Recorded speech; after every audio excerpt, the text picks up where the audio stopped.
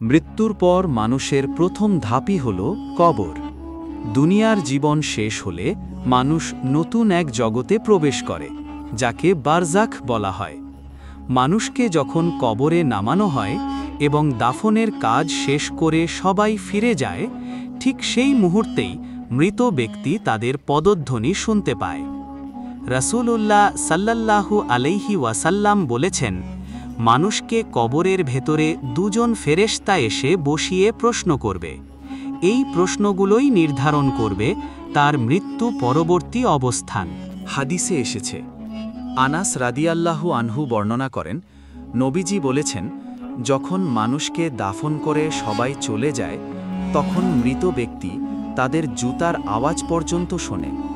এরপর মুনকার ও নাকির নামের দুই ফেরেশতা এসে তাকে বসিয়ে প্রশ্ন করেন, তোমাদের মাঝে পাঠানো ব্যক্তি মুহাম্মদ সাল্লাল্লাহু আলাইহি ওয়াসাল্লাম সম্পর্কে তুমি কি বলো? একজন সত্যিকার মুমিন বলবে, আমি সাক্ষ্য দিচ্ছি তিনি আল্লাহর বান্দা ও তার রাসূল।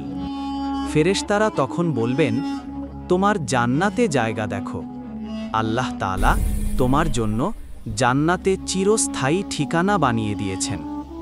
এরপর তাকে জান্নাতের বাগান থেকে সুবাস ও প্রশান্তি প্রদান করা হবে।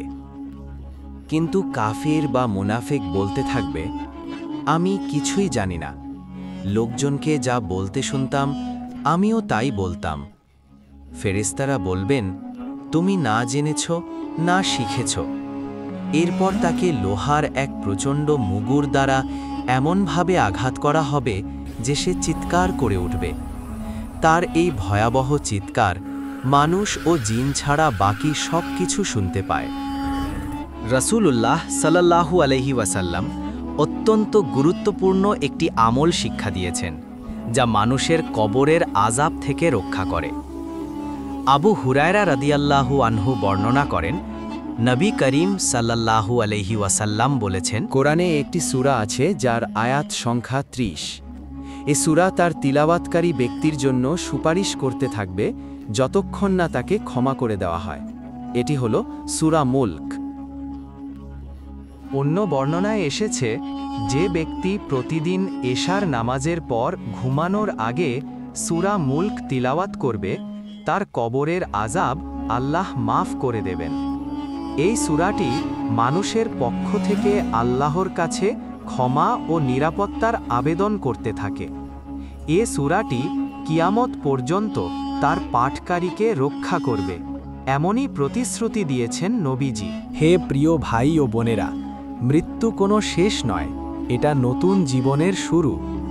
আসুন আজ থেকেই প্রতিদিন রাতে মাত্র কয়েক মিনিট সময় নিয়ে সূরা মুলক পড়ার অভ্যাস তৈরি করি। হয়তো এই ছোট্ট আমলই হবে আমাদের কবরের শান্তির মাধ্যম, আল্লাহর রহমত পাওয়ার দরজা। আল্লাহ আমাদের সবাইকে কবরের কঠিন প্রশ্নের সঠিক উত্তর দেওয়ার তৌফিক দান করুন। আমিন।